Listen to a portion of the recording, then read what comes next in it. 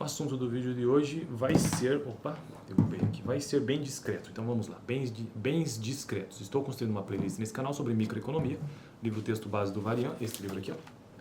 Eu utilizei na graduação, na Faculdade de Economia. Bens discretos. Em geral, pensamos em medir os bens em unidades em que as quantidades fracionárias façam sentido. Podemos consumir, em média, 47 litros de leite por mês, muito embora compremos 1 litro de cada vez. Mas, às vezes, queremos examinar preferências com relação a bens que, por sua própria natureza, são representados em unidades discretas. Ou seja, bens discretos são aqueles bens que não podem ser divididos. Seria mais ou menos isso, sabe? Que é um conceito um pouco difícil aqui em microeconomia. Pouco não, bem difícil, na verdade. Consideremos, por exemplo, a demanda dos consumidores por automóveis.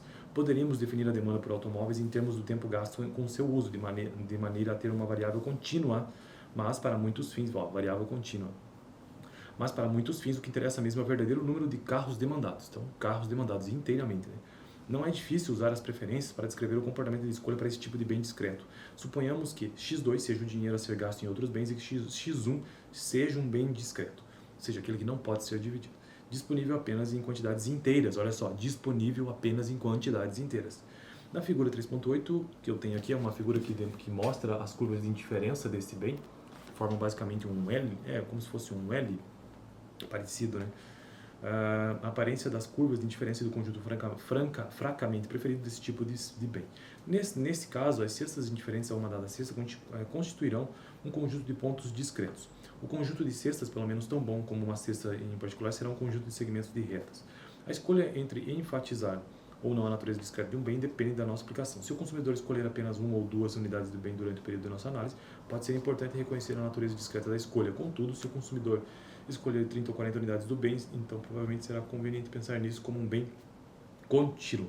Então, basicamente esse foi o assunto do vídeo de hoje, bens discretos, que é um dos vários exemplos de preferências, em microeconomia. Então, outros exemplos de preferências que eu já mencionei em vídeos passados: substitutos perfeitos, complementares perfeitos, males, um bem mau, neutros, saciedade e bens discretos. E finalizo assim todos os exemplos de preferências que tratei aqui no canal. Lembrando, estou construindo uma playlist de microeconomia nesse canal, baseado nesse livro que já mostrei, do Varian, Princípios Básicos. Toda quarta-feira tem um vídeo sobre isto. Microeconomia, juntamente com macroeconomia, são duas das grandes áreas da economia.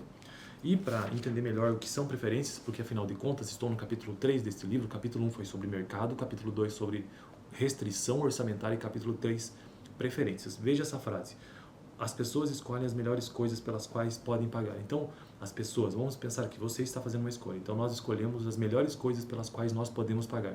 Então, o poder pagar tem a ver com restrição orçamentária, que eu já tratei no capítulo 2. As pessoas escolhem, ou seja, a capacidade de escolher tem a ver com o mercado, lá do capítulo 1. E as pessoas escolhem as melhores coisas. Este melhor coisa ou melhores coisas tem a ver com este capítulo 3. Preferências. E preferências do quê? Do consumidor. Então, microeconomia é diferente de macroeconomia, que pensa a economia como um todo, taxa de juros, nível de emprego, desemprego, taxa de crescimento, inflação, enfim, coisas desse tipo. Microeconomia não, pensa mais no consumidor em si, naquela coisa próxima de nós, na economia que faz parte do nosso dia a dia, na verdade, na relação das pessoas com as empresas, com o mercado de uma maneira geral. Então, microeconomia, na verdade, pensa mais no consumidor e preferências do consumidor, restrição orçamentária do consumidor, mercado em que as pessoas estão envolvidas, tudo isso faz parte de assuntos, então, desta playlist, E hoje tratei sobre o que é um assunto difícil, entender o que é um bem discreto, mas basicamente é um bem que não pode ser dividido. No próximo vídeo quero tratar sobre preferências bem comportadas. E eu fico por aqui. Valeu!